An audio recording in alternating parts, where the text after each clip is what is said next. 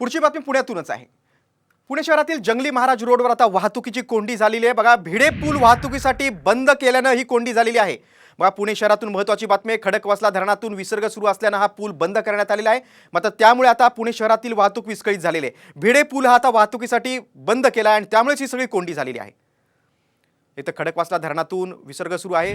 3-4 दिवसापूर्वी देखील खडकवासला धरणातून विसर्ग झाल्यानंच एकता नगर आणि आसपासच्या भागात पूरस्थिती निर्माण झाली होती।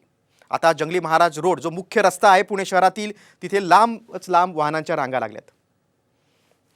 आपण थेट जाऊया पुण्यामध्ये, आमचे प्रतिनिधी आहेत सचिन जाधव। सचिन, आपण बघतोय दृश्यांमधनं की किती मोठ्या प्रमाणात पुणे शहरातील मध्यवर्ती भागातच रांगा लागलेल्या आहेत। काय सद्यस्थिती आहे?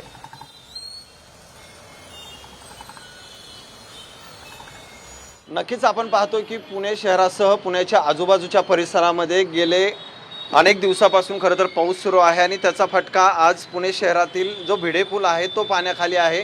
आणि त्या पार्श्वभूमीवर आज पुणे शहरातील प्रमुख रस्ता खरं तर हा जंगली महाराज रोड आहे, ज्यावर मोठी वाहतूक कोंडी आपल्याला झालेली आपल्याला आता पाहायला मिळते।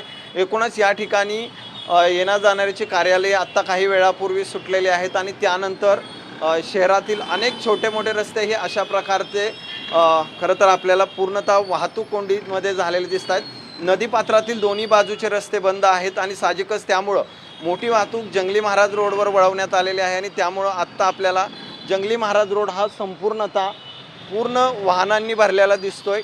याच्या आजूबाजूचे छोटे रस्ते आहेत तेही या वाहतूक कोंडी त्या ठिकाणी झालेले आहे, कारण या रस्त्याचा अनेक भाग जो आहे तो पेटा एका बाजूला आहे तर दुसऱ्या बाजूला जंगली महाराज रोड आणि फर्ग्युसन रोड आहे। त्या पार्श्वभूमीवर आत्ता पुण्यातील खरं तर अनेक भागात SB रोड असेल, जंगली महाराज रोड असेल, स्वारगेटचा काही परिसर आणि पेटा यामध्ये आपल्याला सध्या वाहतूक कोंडीची मोठी दृश्य जे आहे ते आपण या माध्यमातून पाहतोय।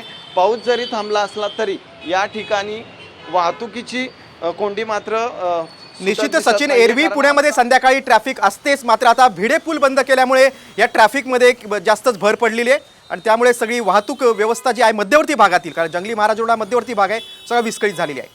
तुम्ही सविस्तर माहिती दिली सचिन, त्याबद्दल धन्यवाद।